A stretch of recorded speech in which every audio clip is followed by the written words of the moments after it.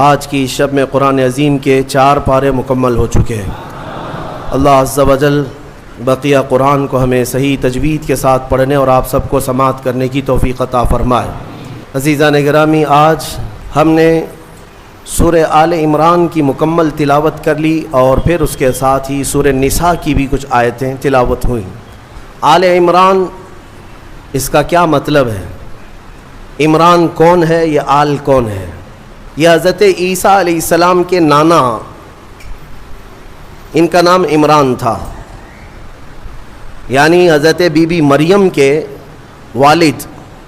حضرت عیسیٰ علیہ السلام کی ماں ہے سیدہ بی بی مریم، حضرت مریم کے والد تھے عمران۔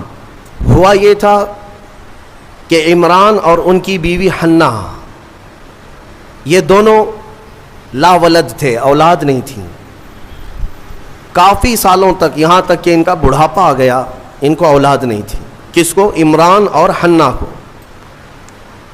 ایک دن حضرت حنہ نے اللہ تعالیٰ کی بارگاہ میں اپنے بڑھاپے کے زمانے میں یہ نذر کر لیا، منت کر لیا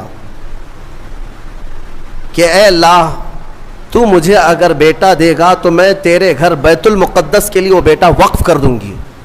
انی نذرت لک ما فی بطنی محررا فتقبل منی۔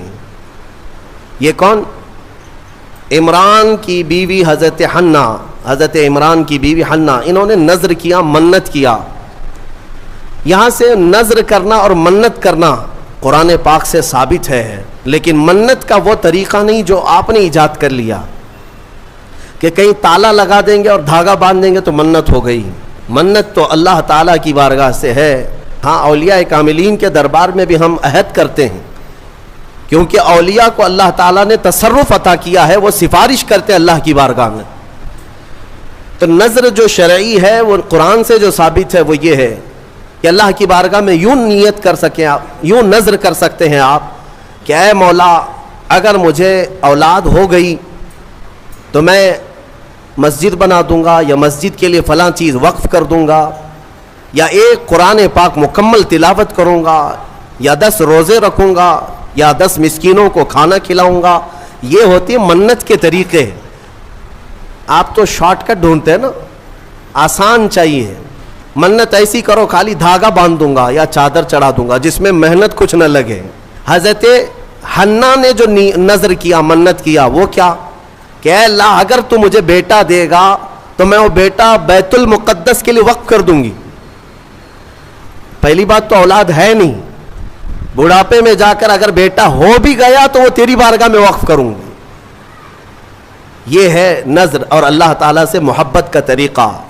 اور قرآن کہتا ہے کہ حضرت حنہ حاملہ ہو گئی، بچے کے آثار نظر آئے بڑھاپے کی عمر میں۔